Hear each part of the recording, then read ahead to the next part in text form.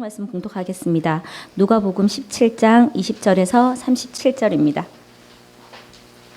바리새인들이 하나님의 나라가 어느 때에 임하니까 묻거늘 예수께서 대답하여 이르시되 하나님의 나라는 볼 수 있게 임하는 것이 아니요 또 여기 있다 저기 있다고도 못하리니 하나님의 나라는 너희 안에 있느니라. 또 제자들에게 이르시되 때가 이르니 너희가 인자의 날 하루를 보고자 하되 보지 못하리라. 사람이 너희에게 말하되 보라 저기 있다 보라 여기 있다 하리라. 그러나 너희는 가지도 말고 따르지도 말라. 번개가 하늘 아래 이쪽에서 번쩍이어 하늘 아래 저쪽까지 비침같이 인자도 자기의 날에 그러하리라.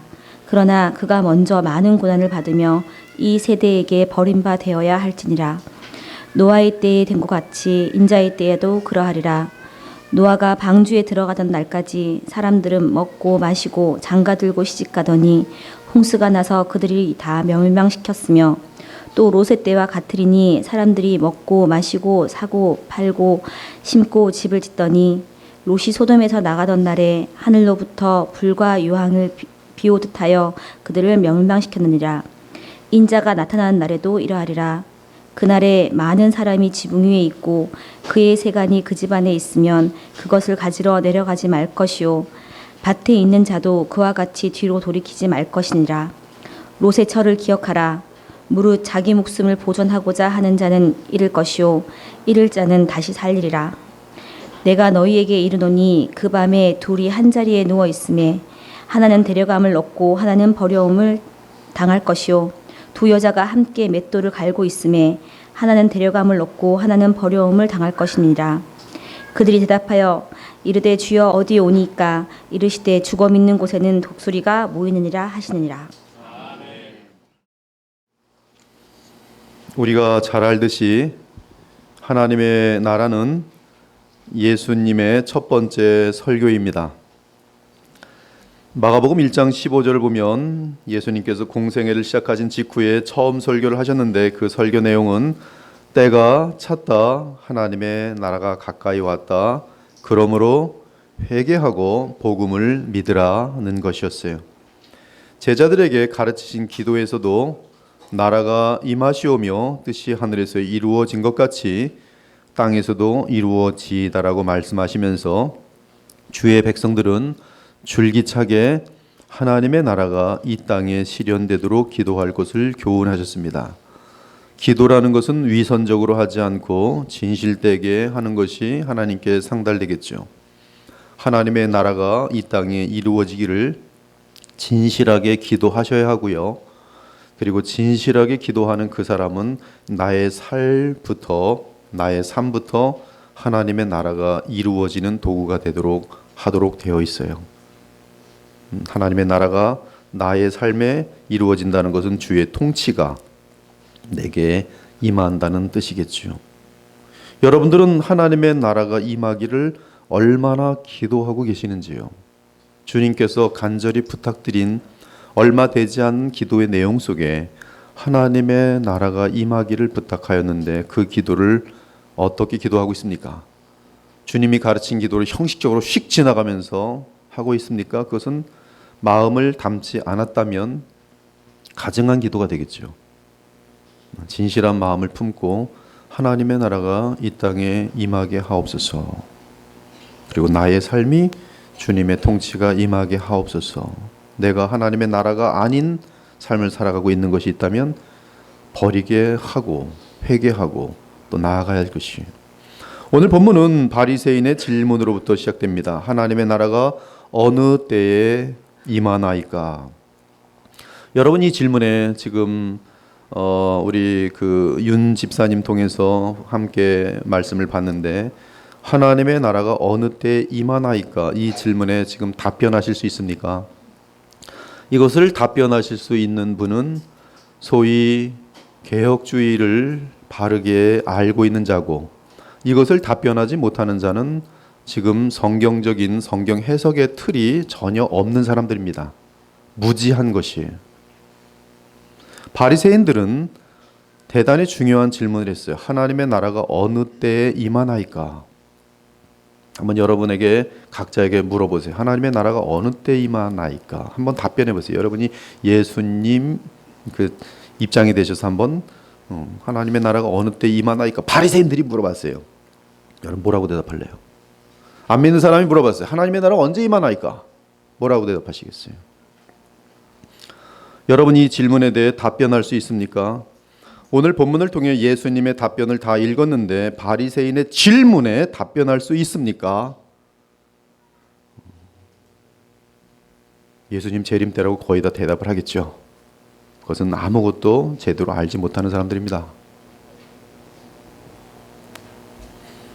오늘 예수님께서 하신 답변을 이해하려면 우리는 주님의 답변에서 두 개의 축을 볼 수 있어야 합니다. 그 축은 25절과 30절이에요. 그러나 그가 먼저 많은 고난을 받으며 이 세대에게 버린 바 되어야 할지니라. 그리고 30절은 인자가 나타나는 날에도 이러하리라. 이것은 십자가 대속을 이루는 사건이 25절이고요. 그리고 인자가 나타나는 날은 예수님께서, 인자이신 예수님께서 영광 가운데 나타나는 날, 곧 재림의 날. 그러므로 지금 이 본문에는 두 개의 축이 있어요. 십자가 사건과 예수님의 재림이 있어요. 이미 우리는 여러 차례 하나님 나라에 대한 설교를 통해 하나님 나라의 가장 중요한 주인공은 인자라고 말씀드렸어요. The Son of Man, 인자라고 말씀드렸어요. 인자라는 용어는 다니엘 7장 13절과 14절에 나타나는 사람 같은 이로서 영원한 하나님의 나라를 이 땅에 세울 주인공입니다. 그러므로 예수님은 언제나 자신을 인자라고 부르셨어요. 즉 다니엘이 예언한 그 인자가 바로 예수님 자신이며 하나님의 나라를 이 땅에 세울 주인공이라고 스스로 강조하신 것이, 예수님께서 바리새인의 질문에 대답하셨습니다. 하나님의 나라는 볼 수 있게 임하는 것이 아니다. 이것이 바리새인을 향한 첫 번째 예수님의 대답입니다.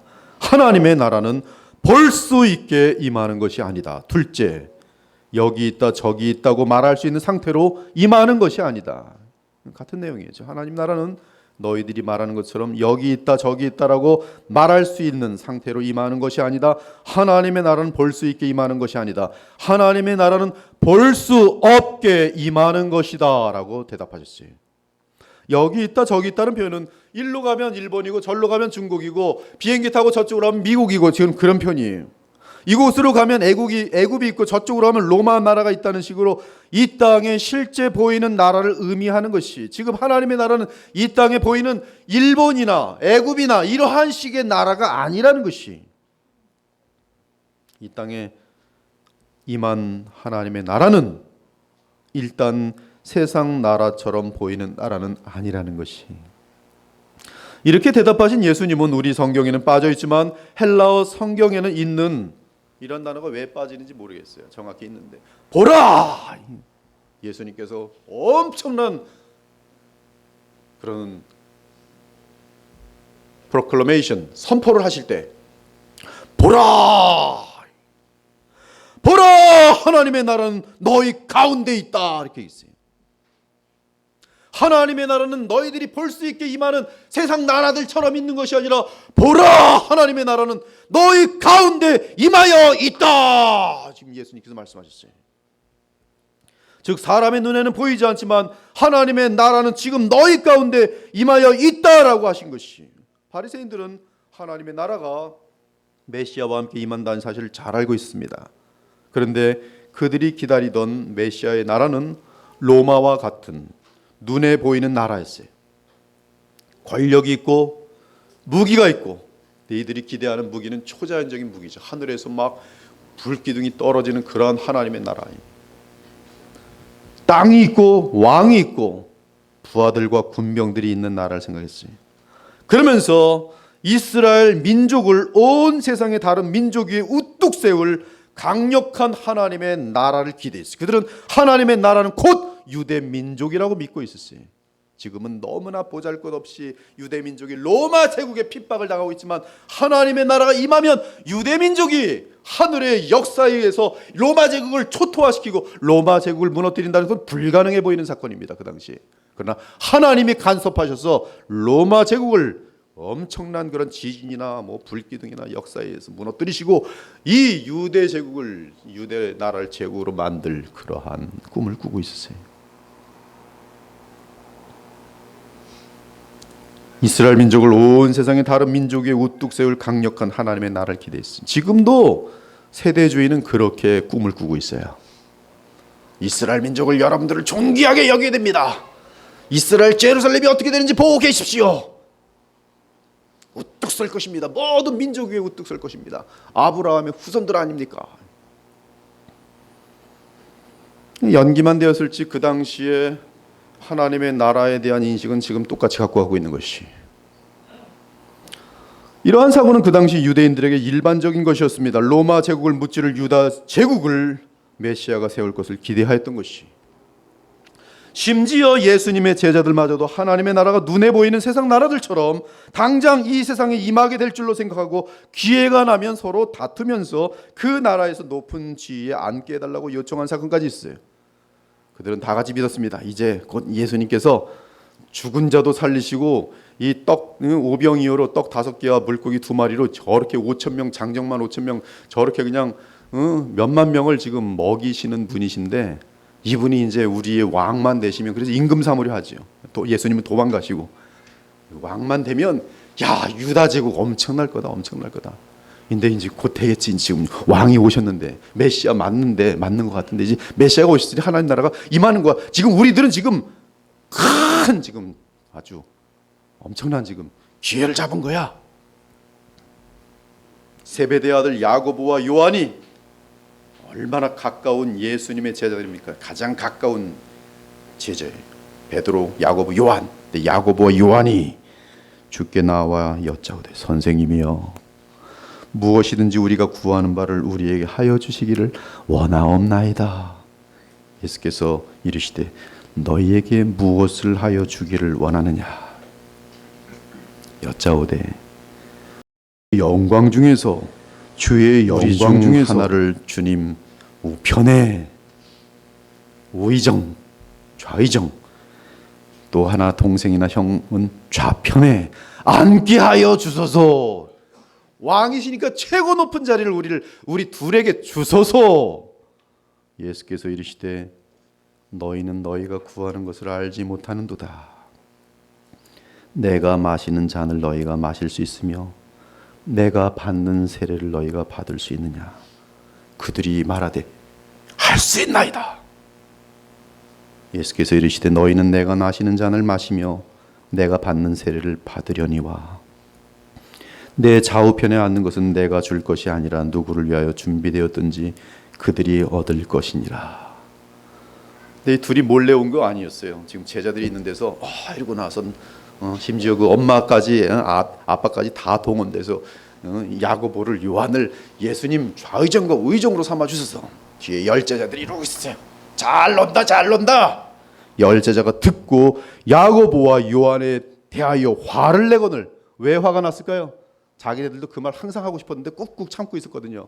근데 지들이 먼저 선수 쳐갖고 얘기하고 있으니까 뒤에서 저것들이 우리보다 먼저 나가서 얘기하네. 우리도 지금 얘기하고 싶었는데 약이 바짝 오른 거지요. 화를 내거늘. 예수께서 불러다가 이르시되 이방인의 집권자들이 그들을 임으로 주관하고 그 고관들이 그들에게 권세를 부리는 줄 너희가 알거니와 너희 중에는 그렇지 않을지니 너희 중에 누구든지 크고자 하는 자는 너희를 섬기는 자가 되고 너희 중에 누구든지 으뜸이 되고자 하는 자는 모든 사람의 종이 되어야 하리라.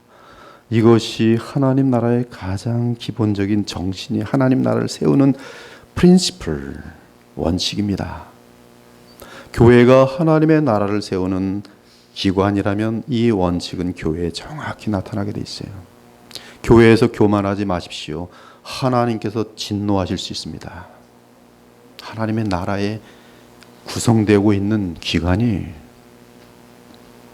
너희 중에는 그렇지 않을지니 너희 중에 누구든지 크고자 하는 자는 너희를 섬기는 자가 되고 너희 중에 누구든지 으뜸이 되고자 하는 자는 모든 사람의 종이 되어야 하리라.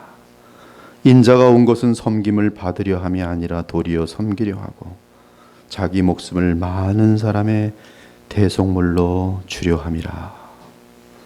이 말씀을 통해 예수님은 그리스도의 나라는 이방 나라들처럼 집권자가 권세를 부리는 그러한 세상적인 나라가 아니라 높은 자가 낮은 자를 섬기는 그러한 영적인 나라라고 하면서 그 나라의 왕이신 인자가 먼저 자기 생명을 대속물로 주어야 그 나라가 서게 될 것을 말씀하신 것이, 그리고 이 하나님의 나라는 누구든지 예수님처럼 자기를 낮추고 남을 섬기는 자들에 의해서 하나님의 나라는 계속 선하게 서가게 될 것이,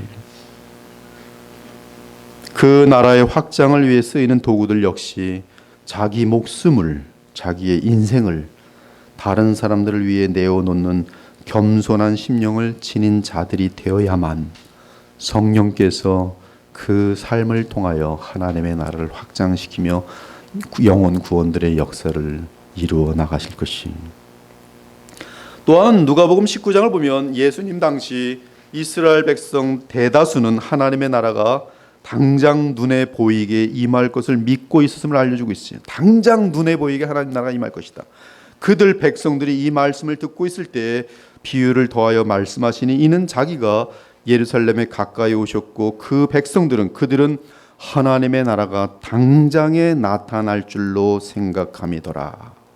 이스라엘 백성들 역시 하나님의 나라가 눈에 보이게 곧바로 이 땅에 도래할 것으로 오해한 것이, 마찬가지로 지금 제자들도 오해하고 있죠. 이스라엘 백성들 전체도 그렇죠. 마찬가지로 바리새인들은 하나님의 나라를 이런 식으로 이해한 후에 언제 하나님의 나라가 임합니까? 라고 질문한 것이고, 예수님께서는 그들이 이해하는 식으로 하나님의 나라가 임하는 때는 인자가 나타나는 날이라고 답변해 주셨어요.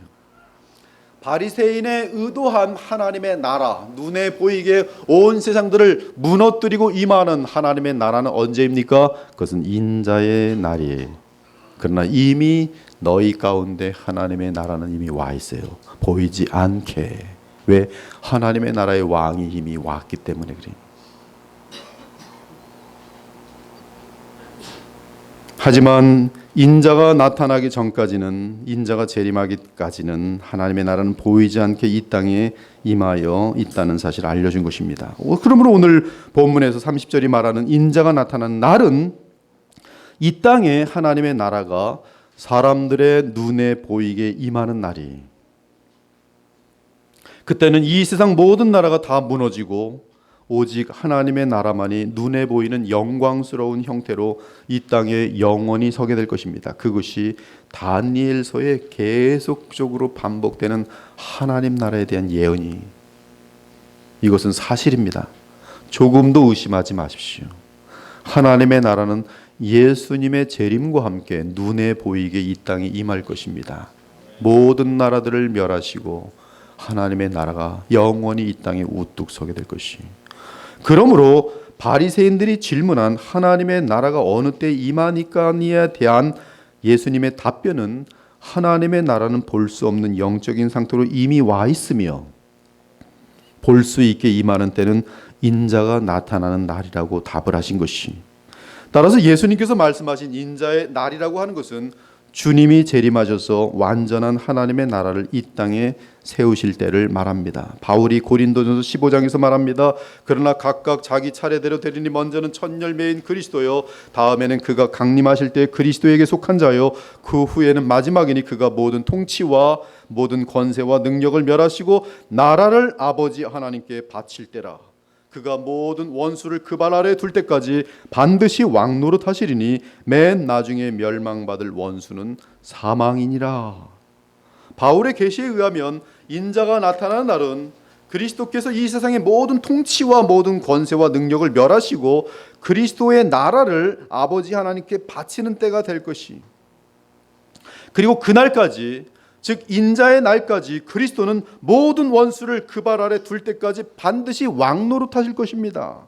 이는 하나님의 나라가 영적으로 이 땅에서 계속 진행되면서 죽은 자를 살리고 지옥 들어가는 자들을 하나님 나라로 인도하고 눈먼 영혼들을 눈을 뜨게 하고 듣지 못하는 영혼들을 하나님의 복음을 듣게 하는 그러한 병든 자들 치유하는 역사가 나타나면서 영생을 주는 복음의 능력이 계속 나타날 것을 분명하게 하신 것이. 사랑하는 여러분, 현재 하나님의 나라는 이 세상 나라와는 다르게 보이지 않게 임한 영적인 나라로서 성령께서 운행하시는 나라입니다. 그 나라는 지금 이 땅에 임하여 있는데 오직 거듭난 자들에게만 체험되는 나라이며, 거듭난 자들이 영적으로 누리는 나라입니다. 이 부족한 종은 현재 하나님의 나라를 누리고 있습니다. 조금도 거짓이 없어요. 하나님의 나라는 성령 안에서 의와 평강과 희락이라. 하나님의 말씀을 마음으로부터 순종하고 감당할 수 없는 평강을 주님의 나라로 인하여 누리고 있어요. 이 세상이 줄 수 없는 기쁨을 누리고 있어요. 성령 안에서. 그러므로 하나님 나라는 장난이 아니고 어떤 사상이 아니고 실제 와 있지만 단지 우리 눈에 보이지 않을 뿐이. 왜? 영적인 세계이기 때문에. 영적이라는 것은 실제하지만 우리의 눈이 보지 못할 뿐이에요. 거듭난 자들이 영적으로 누리는 나라예요. 실제 이 땅에 와 있습니다. 예수님께서 말씀하셨습니다. 진실로 진실로 내게 이르노니 사람이 거듭나지 아니하면 하나님의 나라를 볼 수 없느니라. 하나님의 나라를 체험할 수 없느니라. 또한 하나님의 나라에 그 나라가 임할 때 그 영혼이 들어가지 못하니 예수께서 대답하시되 진실로 진실로 내게 이르노니 사람이 물과 성령으로 나지 않으면 하나님 나라에 들어갈 수 없느니라. 물과 성령으로 나면 곧바로 그 순간 하나님의 나라를 들어가게 돼 있어요.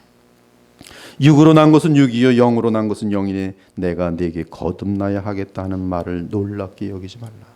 즉 하나님의 나라는 인자가 다시 나타나실 때까지는 보이지 않는 영적인 나라이지만 성령으로 거듭난 자는 하나님 나라에 들어가며 그 나라를 이해할 수 있고 받을 수 있고 체험할 수 있고 설명할 수 있다는 것이, 저는 지금 여러분에게 하나님의 나라를 설명하고 있지 않습니까?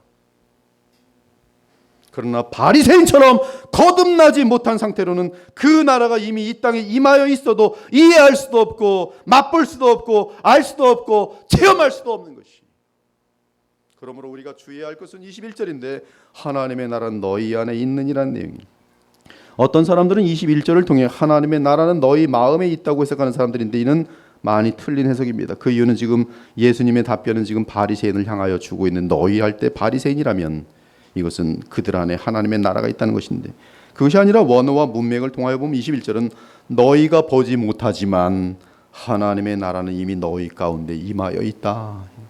너희는 이 나라와 상관이 없다.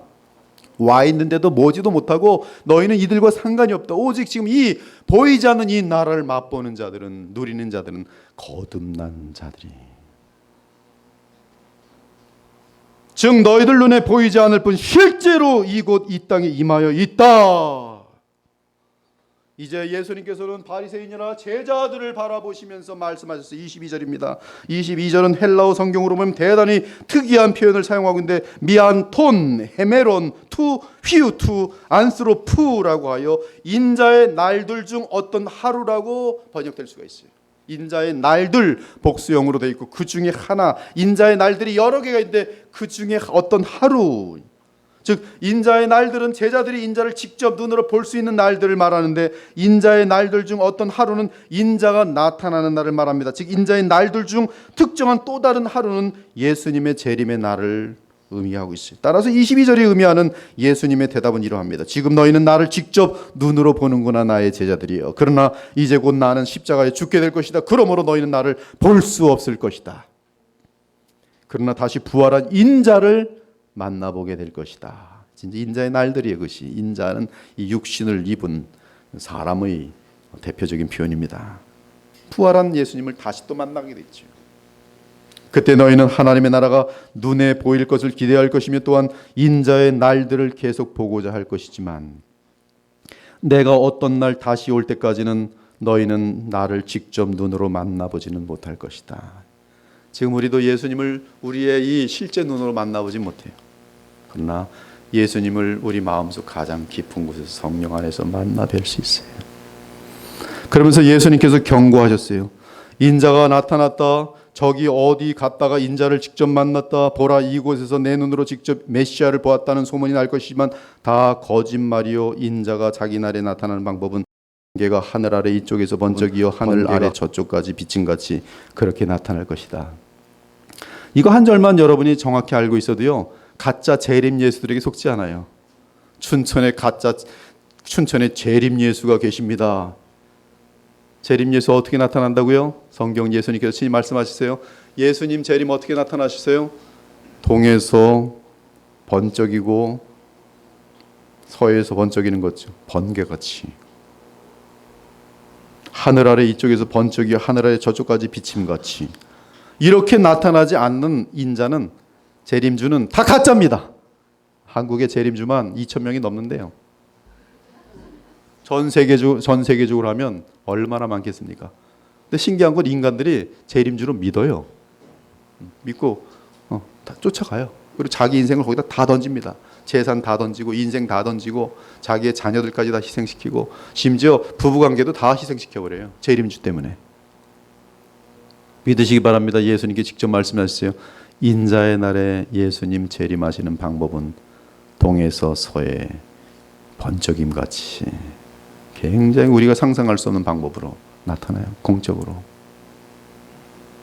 하늘 아래 이쪽에서 번쩍이요 하늘 아래 저쪽까지 비침같이 그렇게 나타날 것이다.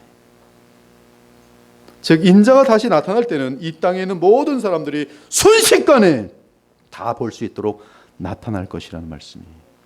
그러면서 예수님은 인자가 나타나신 때 때에 대해서 말씀해 주시는데 여기서 때는 날들로서 어떤 시대가 지금 그 예수님 때부터 어떤 시대가 계속 진행되다가 어떤 날에 이르러 큰 대형 사건이 터지는 것을 말합니다. 즉 그 대형 사건이 이르기까지의 시대를 때 또는 날들이라고 번역하여 놓았는데요. 어느 정도의 기간인지 알 수 없지만 인자의 나타난 날까지 계속 진행되는 어떤 시대의 특징을 말하고 있어요. 예수님은 십자가상에서 위대한 구속을 이루시고 부활 승천하셔서 왕위에 오르심으로 공식적으로 하나님의 나라가 성령과 함께 시작되었지만 여전히 예수 그리스도의 왕되심과 그분의 나라와 이름은 인자가 왕권을 가지고 나타나는 날까지 배척과 고난을 당하며 버림을 받을 것이. 예수님은 이미 만왕의 왕이시고 만유의 주이신데 감히 죄악된 인간들이 예수님을 배척하고 대항하고 도전할 것이. 예수님은 그 당시의 유대인들과 세상 사람들에게 버림받으셨지만 또한 인자가 나타난 날까지 그분은 계속 이 세상 사람들에게 버림당하고 환영을 받지 못할 것입니다. 지금 예수님은 정확히 그 말씀을 하신 것이 앞으로도 계속 내가 다시 나타나는 그날까지 나는 이 세상 나라에서 배척당하고 조롱당할 것이다. 환영받지 못할 것이다. 그러나 결국 어느 날 인자가 반드시 나타나는 날이 이르게 될 것이다. 이것이 지금 예수님의 바리새인을 향한 대답이고 그 위에 제자들 향한 대답이고 누구든지 성경을 지금도 보는 자들 향한 예수님의 답변인 것이. 그러면 인자의 날 단수로 되어 있는데 인자의 날이란 어떤 날입니까? 하나님의 나라가 눈에 보이게 도래하는 날이. 그러면서 온 세상 나라를 심판하는 날입니다. 그 날에 인자에게 속한 자들은 부활하여 하나님의 나라를 상속받게 될 것이지만 그렇지 못한 자들은 좀비처럼 수치스럽게 일어나 가장 흉측한 120살을 넘어간 분들의 사진들은 그렇게 아름답지가 않아요. 죽음 앞에 서 있는 모습을 갈수록 아름답지가 않아요. 하물며 지옥불로 향하는 이들, 음부에 있었다가 지옥불로 들어가서 지옥의 영원한 불못으로 들어가기 위하여 일어나는 자들, 영광의 부활로 그러나 영수욕, 영원한 수치의 부활로 일어나는 자들, 그들은 가장 징그럽고 마귀와 방불한 무서운 모습으로 일어나서 불못에 들어가게 될 것이에요. 그러면 인자의 날이 어떻게 임하게 됩니까? 예수님께서는 인자의 날이 어떻게 임하게 되는지를 본문에서 노아의 때와 롯의 때를 예를 들면서 인자의 나타난 날에도 이와 같으리라 하셨어요. 이 말씀은 인자의 날이 마치 노아의 시대와 롯의 시대에 일어났던 것과 같이 그러한 방식으로 임하게 될 것을 분명하게 말씀하신 것이, 노아의 때에 된 것 같이 인자의 때에도 그러하리라. 노아가 방주에 들어가던 날까지 사람들이 먹고 마시고 장가들고 시집가더니 홍수가 나서 그들을 다 멸망시켰으며 또 롯의 때와 같으니 사람들이 먹고 마시고 사고 팔고 심고 집을 짓더니 롯이 소돔에서 나가던 날에 하늘로부터 불과 유황이 비오듯 하여 그들을 멸망시켰느니라. 여러분, 인자의 날은 정확하게 소돔과 고모라 그리고 노아의 홍수로 온 인류가 멸망되는 그 사건하고 정확히 그림이 같아요. 인자의 날은 노아의 때 된 것과 같이 그리고 롯의 때와 같이 임하여 구원받지 못한 자들을 멸망시킬 것이라고 하였어요. 그러면 노아의 때와 롯의 때에 어떤 일이 일어났습니까? 인자 되시는 주 예수님은 본문에서 그때의 사람들이 행한 일이 무엇인지 구체적으로 설명해 주셨습니다. 노아의 홍수가 일어나는 그때 당시에 멸망받은 모든 사람들의 특이한 생활 패턴 한 가지, 그리고 롯의 때에 하늘로부터 유황이 떨어지기 바로 직전까지의 소돔과 고모라 백성들의 삶의 패턴 한 가지를 예수님은 말씀해 주셨어요. 딱 한 가지. 노아 시대의 사람들은 노아가 방주에 들어가던 날까지 노아의 가족, 노아를 포함한 8사람 외에 모든 사람들은 뭘 하고 있었는가? 먹고 마시고 장가들고 시집 가다가 멸망했어요. 먹고 마시고 장가들고 시집 가다가 멸망했어요. 노아의 때 여러 가지 사건들도 많이 있지만 예수님께서는 먹고 마시고 장가들고 시집 가는 일을 말하고 있습니다. 그런데 사람들이 먹고 마시고 장가들고 시집 가는 것이 죄입니까? 그런 일 자체는 죄가 결코 아닙니다. 저도 오늘도 먹었어요. 저도 마셨어요. 장가도 들었어요. 시집도 왔어요. 저희 아내는. 죄진 겁니까? 아닙니다. 그럴 수 없어요. 그러한 일들 자체는 죄가 되지 않습니다. 하나님께서 우리 인간을 만드실 때 먹고 마시며 결혼하여 가정을 이루도록 하셨어요. 롯의 때를 보면 먹고 마시는 일 외에 사고 팔고 집을 짓는 일을 추가로 더하여 말씀하고 있습니다. 사고 파는 행위는 경제 생활에 매우 중요한 것이, 집을 짓는 일도 역시 살기 위하여 필요한 일들입니다. 사고 팔고 심고, 농사를 지으며 심고 집을 짓는 것이 죄입니까? 안 짓는 게 죄지죠. 일 안 하고 가만히 집에서 두루누워 잠만 자는 것이 죄죠. 가서 열심히 일하고 열심히 집 짓고 열심히 장사도 하고 살아가야죠. 그것이 선이죠. 도리요. 절대 악일 수가 없어요. 죄일 수가 없어요. 우리는 창세기를 통해 노아의 때와 롯의 때에 대단히 지독한 악이 난무한 것을 잘 알고 있습니다. 창세기 6장 뭐 이런 내용들 보면 그다음에 창세기 19장 소돔과 고모라의 때 너무나 잘 알고 있어요. 특히 이 창세기 6장 같은 데 보면 성적인 범죄와 폭력과 살인 그리고 불의와 부정과 부패가 온 세상에 가득 채운 것을 알고 있어요. 그러나 예수님은 지금 오늘 말씀하실 때 그러한 것을 하나도 언급하지 않았더니 사람들은 이걸 억지로 막 붙여요. 지금 여기 예수님은 심는 것은 많은 것을 심어서 남의 것까지 뺏는 것을 의미하는 것이다. 억지로 막 말을 막 붙이는 거죠. 여기는 지금 시집 간다는 것은 한 사람만 시집 간 게 아니라 아마 수십 사람하고 시집 갔을 것이다. 죄를 만들고 있어요. 예수님 말 가지고서. 이건 지금 엉터리로 지금 막 마저 그냥 예수님 말씀 막 끄집어내는 거죠. 막 창세기 끄집어내고 막 자기네들 생각에 이 멸망받는데 합당한 근거를 지금 마련하려고 하는 것이죠. 지금 예수님은 이 분명히 구약의 내용들을 너무나 정확히 완전하게 아시는 예수님께서는 그러한 극단적인 죄악들에 대해서 말씀하지 않고 그들이 행하던 평상시의 삶을 지적하셨어요. 여기서 예수님은 단지 그들이 무엇에 관심을 기울이며 살았느냐 하는 것을 뚜렷하게 나타내고 있습니다.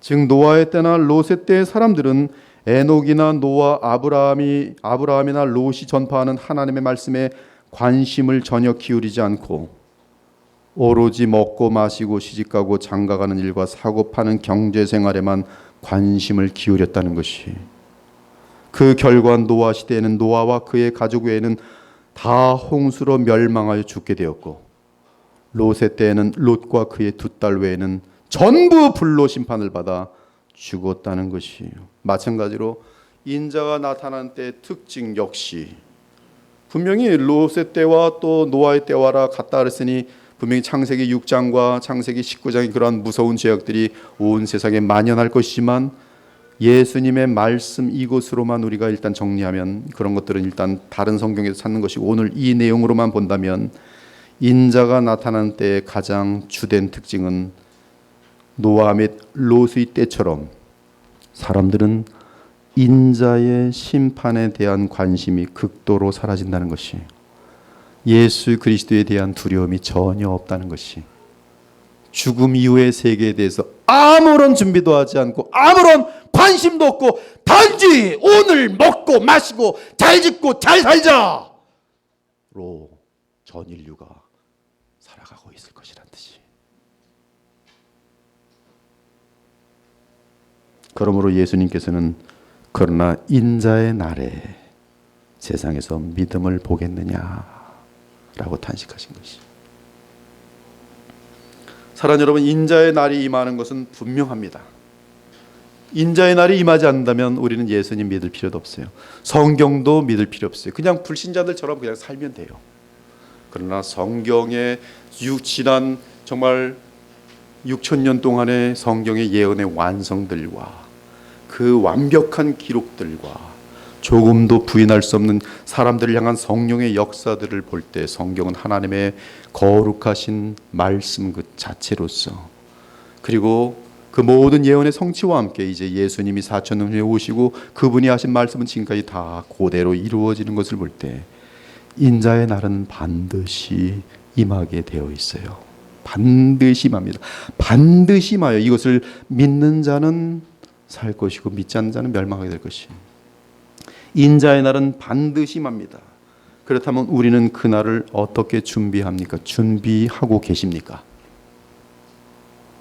우리가 읽은 본문 30절은 인자가 나타난 날에도 이러하리라고 말씀하셨습니다. 따라서 그 날을 준비하는 방법은 롯의 때와 노아의 때의 사람들처럼 되지 않는 것이 인자의 날을 준비하는 것이죠.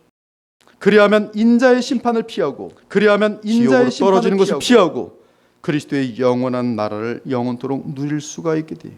미래 어떤 때 반드시 이 세상에 인자가 나타나실 것입니다. 그리고 온 세상을 심판할 것입니다. 그때는 온 세상 나라와 권력은 다 무너질 것입니다. 그때 그리스도의 나라는 눈에 보이게 이 땅에 임할 것입니다. 이때 멸망당하는 자들은 세상에 사는 동안 오직 먹고 마시는 것을 목적으로 살았던 자들입니다. 즉 이 세상에서 먹고 마시는 것을 인생의 가장 중요한 목적으로 삼고 살던 자들이 바로 그리스도의 나라가 임할 때 영원히 멸망받게 되는 대상들이란 말씀이, 오늘날 우리 시대 사람들의 관심은 어디에 집중되어 있습니까? 여러분의 관심은 궁극적으로 어디에 있습니까? 불행하게도 거의 대부분의 사람들이 주님이 그토록 관심을 기울이도록 도전한 인자의 날에 대해서는 전혀 관심이 없습니다. 그렇다면 인자의 날에 이들은 노아 및 롯의 시대 사람들처럼 멸망하게 될 것이, 그 날은 소돔과 고모라를 심판하는 날 같을 것입니다. 롯이 소돔에서 나가던 날에 하늘로부터 불과 유황이 비오듯 하여 그들을 멸망시켰느니라. 인자가 나타나는 날에도 이러하리라. 그날에는 온 세상이 다 불에 탈 것이기 때문에 세상을 위해 살던 자들은 그들이 아끼던 물건이 타는 것을 보면서 발을 동동 구르며 속상해할 것입니다. 그날에 만일 사람이 지붕 위에 있고 그의 세간이 그가 아끼고 있는 재물들이나 물건들이 그 집 안에 있으면 그것을 가지러 내려가지 말 것이라. 밭에 있는 자도 그와 같이 뒤로 돌이키지 말지니라. 롯의 처를 기억하라.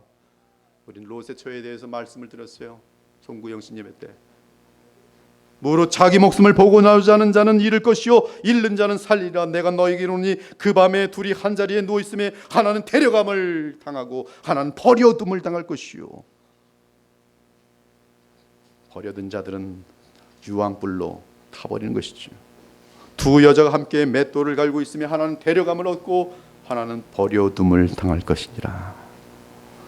그 후에는 온 세상에 하늘의 불로 말미암아 다 죽게 된, 다 죽은, 그래서 독수리 떼가 보여서 시체를 뜯어먹는 장면으로 끝나는 것이, 이르시되 죽음 있는 곳에는 독수리가 모이느니라.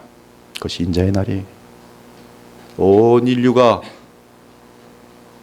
예수 그리스도를 믿는 자들은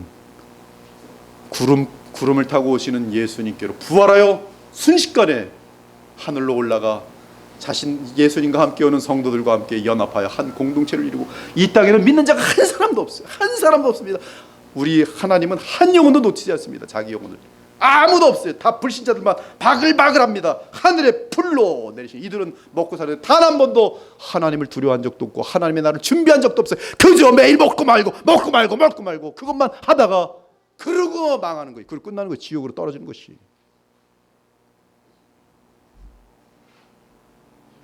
그 이후 지금 세상을 불로 완전하게 소멸되고, 이 세상은 불로 완전하게 소멸되고 새 하늘과 새 땅이 임할 것이며, 이 땅에 하나님이 불로 다 정결하게 하고 그냥 저 속에서까지 하늘 공중까지 다 새롭게 만드는 동안 하나님의 백성들은 하늘에서 혼인잔치를 벌이는 거예요. 그리고 혼인잔치가 마치면 신랑 되신 예수님과 부인 되는 모든 주의 백성들은 하나님이 친히 예비하신 거룩한 땅, 죄도 없고 마귀도 없고 악한 자들도 없고 거짓말장애들도 없고 술 먹는 자들도 없고 만폭한 자들도 없고 깨끗하고 완전한 의로운 그 세상 가운데에서 내려와 영원히 주와 함께 그리스도를 통해서 하나님과 교통하며 말로 감당할 수 없는 환희와 영광 가운데 영원히 살게 되는 것이 하나님의 말씀의 종말에 대한 말씀이에요. 그 새하늘과 새 땅에는 오직 믿음으로 바르게 살아간 자들만 들어가게 될 것이, 오직 믿음으로만 들어가요. 그러나 그 오직 믿음은 바르게 사는 삶으로 나타날 것이. 그래서 바르게 사는 사람들이 들어가요. 만국이 그 빛 가운데로 다니고 땅의 왕들이 자기 영광을 가지고 그리로 들어가리라. 낮에 성문들을 도무지 닫지 아니하리니 거기에는 밤이 없겠음이라.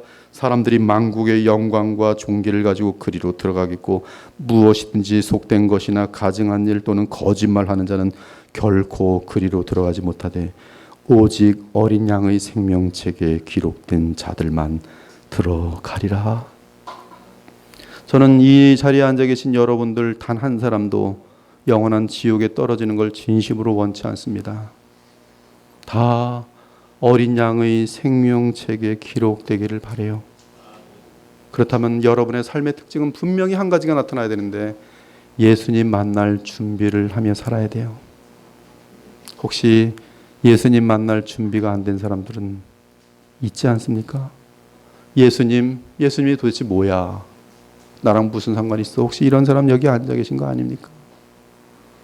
예수님은 여러분의 죄를 위하여 십자가에 돌아가신 분이, 그 예수님을 나의 왕으로 모시지 않고 나의 구세주로 모시지 않으면 십자가의 사건은 나랑 무관한 사건이, 십자가의 사건이 무관하다면 나는 나의 죄 때문에 하나님의 공의로운 심판을 받아야 돼요.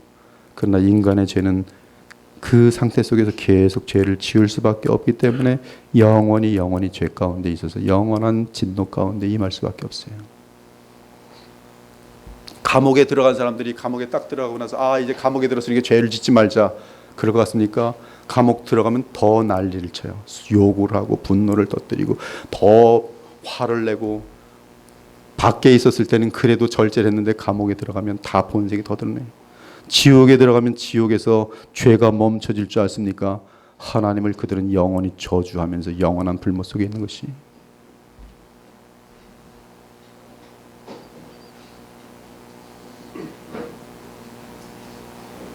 이처럼 인자의 날은 믿는 자들에게는 정산의 날이며 믿지 않는 자들에게는 심판의 날임을 기억하기 바랍니다.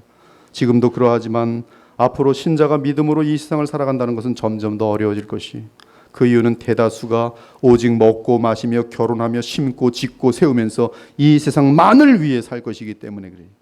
이러한 시대의 흐름 속에서 보이지 않는 하나님의 나라를 위해 사는 것, 또한 배척당하신 예수 그리스도의 이름을 위해 산다는 것은 외롭고 지치는 삶이 될 것입니다. 그러나 우리에게는 비록 보이지는 않지만 하나님의 나라가 실제로 체험되어지며, 또한 성령 안에서 그리스도와 교제할 수 있어요. 나아가 성령 안에서 그리스도의 영광을 보며 죄와 어둠을 이기는 하나님 나라의 능력을 누릴 수가 있어요. 그러므로 믿음 가운데 항상 의와 평강과 희락이 우리 심령에 넘칠 수가 있습니다. 이것이 신자의 위로이며 확신인 것이 죽음도 두려워할 필요 없어요.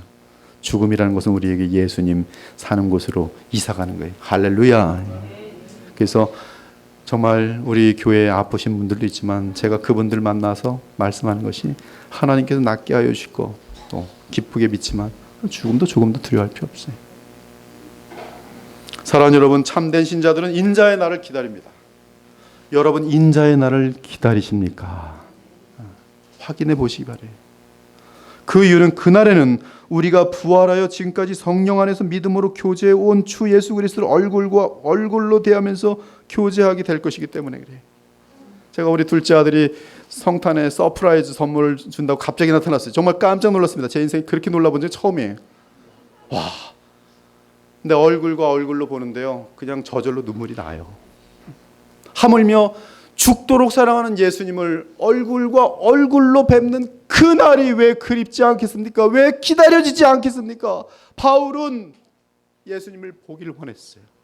그러나 남겨진 이들에게 내가 있는 것이 유익이 되기 때문에 내가 주님께로 오늘 가는 것이 훨씬 좋지만 너희들을 위해서는 내가 유익이 되니 그 사이에서 어찌할 바 모르겠다고.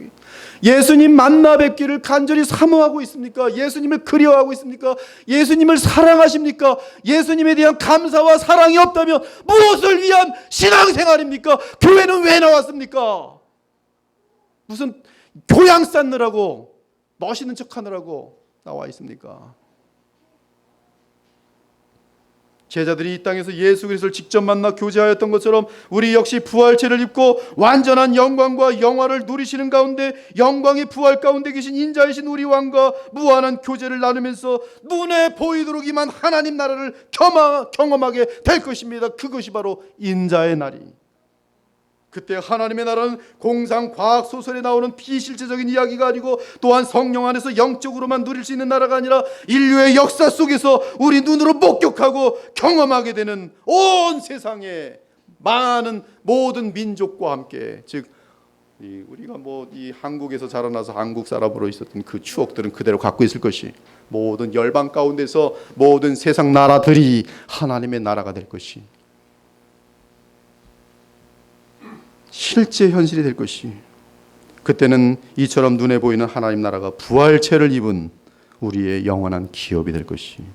그러므로 우리 신자들의 궁극적인 소망과 믿음은 완전한 나라가 눈에 보이게 도래하는 그날에 있습니다. 그러므로 주님의 재림시에 이루어질 그리스도의 나라의 소망을 두고 살아가는 우리 신자들은 이 세상에서 단순하게 먹고 마시고 결혼하여 가정을 이루는 문제에만 관심을 기울여서는 안 되는 것, 그것에만 관심을 기울여서는 안 되는 것이, 그것을 적절히 하는 것은 선한 것이지만 그것에만 관심을 기울여서 하나님을 잊어버리고 신앙을 잃어버리고 말씀을 잃어버리고 기도를 잃어버린다면 이는 지금 거꾸로 가고 있는 거야. 멸망으로 가고 있는 스스로 소돔과 고모라를 향하여 달려가고 있는 것이요, 노아의 때 멸망당한 사람들을 달망하고 있는 것이란 말씀이. 무엇 때문에? 먹고 마시느라. 결혼하는 것이 나쁜 것이 아니니까, 결혼했는데 예수님을 멀어지면 그 결혼 도대체 뭡니까? 전 많이 보고 있어요. 직장 없을 때는 눈물로 기도했는데 직장 줬더니 믿음이 잃는 사람 봐왔고, 결혼하기 전에는 믿음이 있었는데 결혼하고 나서 믿음이 잃는 사람 많이 봤어요. 왜 그런지 모르겠어요. 근데 구약을 보니까 하나님의 근심이 항상 그것이, 복을 주고 싶은데 내가 걱정하는 것은 너희들이 이 복을 받은 다음에 하나님을 망각할까 두려워함이라. 참으로 그래요. 하나님 안에서 말씀으로 철저하게 깨어있지 않은 사람은 뭐 좀 받으면, 목회도 그렇겠죠. 제가 철저하게 준비되지 않은, 진정으로 겸손을 연마되지 않은 사람은 목회가 좀 잘 되면 고개가 이렇게 꺼져가지고 사람 하나하나 가지고 그래 말투부터 바뀌면서 얼마나 어처구니 없는 어리석은 모습이에요.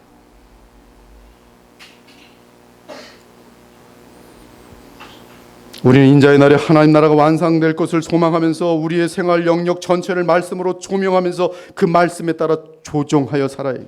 즉 우리의 관심은 썩어질 이 세상이 아니라 주 예수 그리스도와 그분의 나라에 있어야 하는 것이. 썩어질 것 가지고 자랑들 하지 마십시오. 그것을 부러워하는 것도 잘못된 것이지만 자랑하는 건 더더욱 악한 것이. 그까지 썩어질 것들 뭐 이렇게 대단한 게 있어요. 최순실이 뭐 이렇게 대단합니까? 잘 돼봤자 최순실 아이 발가락도 못 될 거면서 뭘 그렇게 자랑들 해요. 세상 것 가지고.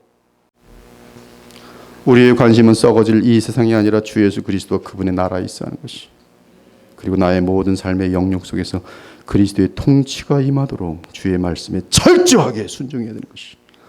오늘 본문과 정확하게 일치하는 하나님 나라에 대한 예수님의 비유를 들어봅시다. 천국은 마치 밭에 감추인 보화와 같으니 사람이 이를 발견한 후 숨겨두고 기뻐하며 돌아가서 자기의 소유를 다 팔아 그 밭을 사느니라. 또 천국은 마치 좋은 진주를 구하는 장사와 같으니 극히 값진 진주 하나를 발견하며 가서 자기의 소유를 다 팔아 그 진주를 사느니라. 천국을 발견한 자들이란 말이에요. 저도 천국을 발견해서 세상 것은 더 이상 부럽지 않아요. 또 천국은 마치 바다에 치고 각종 물고기를 모으는 그물과 같으니 그물에 가득함에 물가로 끌어내고 앉아서 좋은 것은 그릇에 담고 못된 것은 내버리느니라. 세상 끝에도 이러하리라. 천사들이 와서 의인 중에서 악인을 갈라내어 풀무불에 던져 넣으리니 거기서 영원토록 울며 이를 갈리라. 이를 갈아야 이를 갈아야. 왜 그렇게 살았을꼬? 왜 그때 그 설교를 듣고 회개하지 않았고 지금 지옥에 떨어져 있는 거? 그냥 자기 머리를 영원히 때리. 영원히. 거기 뭐 혹시 벽 있으면 벽으로 향해서 평생 영원히 그것이 이를 간다는 표현이에요. 거기서 울며 이를 갈리라. 이 비유의 교훈은 인자의 날이 이르기까지 신자들이 해야 할 일은 하나님의 나라를 위해 이 세상의 것들을 투자하여 그 나라를 얻어내라는 거예요. 그 나라를 얻어내라. 그리고 지난주의 말씀처럼 영적인 말씀의 검을 붙들고 온 마음과 뜻을 담은 삽을 들고 하나님 나라를 건축하고 지키고 확장해야 하는 것이. 그러면 언젠가 인자의 날에 하나님 나라의 왕이신 주 예수 그리스도께서 돌아와 의인과 악인을 갈라내실 것이. 오늘 2018년 새해 둘째 주일을 맞이하면서 여러분의 인생이 왜 있는지 돌아보기 바랍니다. 우리의 인생은 오직 영원한 하나님 나라의 도래를 위해 준비하는 청지기의 삶일 뿐이, 이 사실을 잊고 이 세상에 먹고 마시며 사는 일에 정신을 빼앗기지 않기를 바랍니다. 우리 모두가 늘 인자의 날을 기억하며 믿음으로 사는 인자의 백성이 되시기를 우리 주 예수 그리스도의 이름으로 축원합니다. 아멘. 기도 올리겠어요. 하나님 아버지, 저희들이 깨어있지 않으면 우리는 롯의 시대처럼 또 노아의 시대처럼 그저 먹고 마시는 일, 좀 더 다른 사람보다 더 잘 먹기 위해서 정신없이 사는 삶으로 빠져들 때가 얼마나 많은지 모릅니다. 그러나 오늘 주님의 말씀을 듣고 그것이 바로 멸망받는 자들의 삶의 패턴인 것을 알려주시며, 그러한 세상 사람들을 본받지 말고 너희는 왜 인생을 살아가고 있는지, 또 누구를 끝까지 바라보아야 하는지를 알려주심을 감사합니다. 저희들로 하여금 우리를 구원하신, 정말 자신의 생명까지 십자가에서 다 쏟으신 예수님 한 분만을 바라보면서 우리가 오늘도 왜 살아가고 왜 직장을 갖고 있으며 왜 결혼을 했는지 뚜렷이 알고 그 목적에 따라서 주님을 바라보면서 세상을 본받지 않고 마음을 새롭게 함으로 주의 뜻에 따라 살 수 있는 복된 거룩한 백성들이 되어질 수 있도록 인도하여 주시기 원합니다.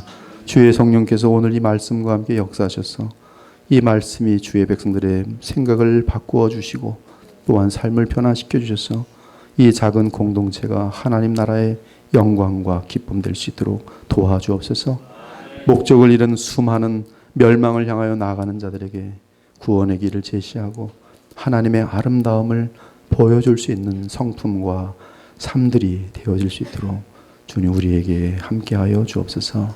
살아계신 우리 주 예수 그리스도의 이름으로 간절히 기도 올렸나이다. 아멘.